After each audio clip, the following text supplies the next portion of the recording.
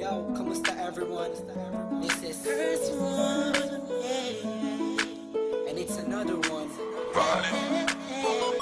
Here we go. Kahit anong gawin ko upang maalis lang sa isipan ko. Credit to Vibe Beats. Paano mo sila kausapin?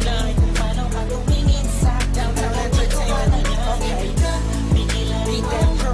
tintig ng And puso pro. ko. Jam. Hirap ko nang mag-amin sa'yo. Ako ay nabigat. Was wondering how we nasa isang occasion, isang celebration. If I'm not mistaken, yun natin tapos ng graduation ng pinsan ng tropa ko sa kolehiyo. Di ka nagsimula ang kwento ko, so I get a couple of drinks para may inumin and just puffin that smoke, if you know what I mean. Biglang may ako pansin, animoy di ka paniwalang may kumisap sa gilid na parang diwatang galing pa sa lugar ng mga anghel. Kakaiba, ang ganda, para akong binaret sa puso. Ako'y na-stop, a feels like papaligiran tayo ng mga polis. Ang lubang space ay nag-freeze, parang kanta ni T-Pain at Chris Brown. Tulog na para sa akin ay napakaganda sa Pilipinas. Ang dating, she has the crown. Nasulat ko tong kantan to, cause for you I'm really down. Yup. Kahit anong gawin ko upang maalis lang sa isipan ko.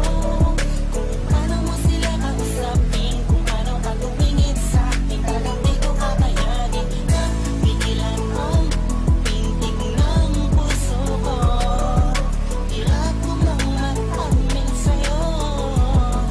Ako ay nabigat. Kami na ba mapuntahan ko man ako, lahat nakita ko na hugis ng kanyang katawan. Nakakaakit ng mata, malabos sila ng bubis niya. Hindi niya nakakapagpakupa ng mga talang hindi mo binalita na meron palang isang katulad niya. Kilos niya makinang like bling-bling. Unang kita pala parang gusto mo na sugot na nasing-sing. Bawat galaw niya anino niya isinusundan, pati paghawi ng kanyang buhok tinitingnan at pinagmamasdan ko siya. Bawat angulo ang tanong ko, gusto niya rin kaya ako? I don't know, marahil hindi siguradong di ako ang tipo niya. Di kagwapuhan, payat, walang pera at minsan lang pa.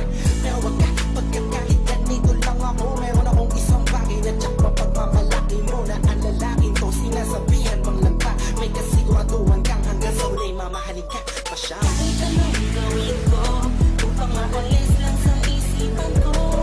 Kung paano mo sila kausapin, kung paano ka tumingin sa akin, talagang di ko kakayanin na pigilan ang pintig ng puso ko.